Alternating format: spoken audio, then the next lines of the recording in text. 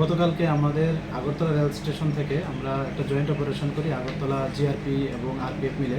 তো গতকালকে একজন বাংলাদেশি নাগরিককে গ্রেপ্তার করা হয়। ইনি অবৈধভাবে বর্ডার ক্রস করে মানে আগরতলা রেল স্টেশনে উনি মুম্বাই যাবে বলে বলেছেন।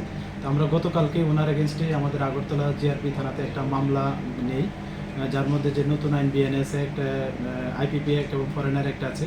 আজকে আমরা ওনাকে মহামান্য আদালতে প্রেরণ করছি এবং গতকালকে আমরা একটা জয়েন্ট অপারেশন করেছি। আমরা এখানেও সেম আগরতলা জিআরপি আরপিএফ এবং আমাদের যে বিএসএফ এবং আমাদের আরও যে সিস্টার এজেন্সি আছে সবাই মিলে।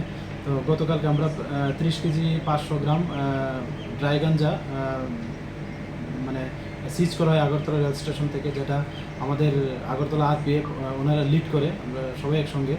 তো আমরা এটা নিয়ে আমরা একটা ইনকোয়ারি স্টার্ট করছি আমাদের আগরতলা জিআরপিএস, এবং আমরা দেখছি যে এটার সঙ্গে কে বা কারা যুক্ত আছে, এবং যারা এটার সঙ্গে যুক্ত থাকবে আমরা অবশ্যই তাদের আইনের আওতায় আনব।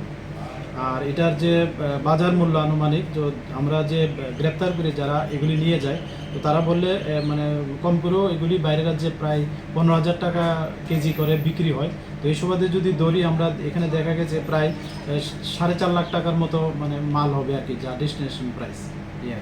বাংলাদেশের জন্য নামটা কি? ওনার নাম হলো এমডি লিটন, উনি কুমিল্লা জেলার অন্তর্গত বাংলাদেশ। কাছ থেকে কিছু পেমেন্ট কিছু জিনিস আমরা কিছু ডকুমেন্ট পেয়েছি, তো এগুলি আমরা খতিয়ে দেখছি, এগুলির সঙ্গে আরও কি থাকতে পারে আমরা দেখছি। Thank you.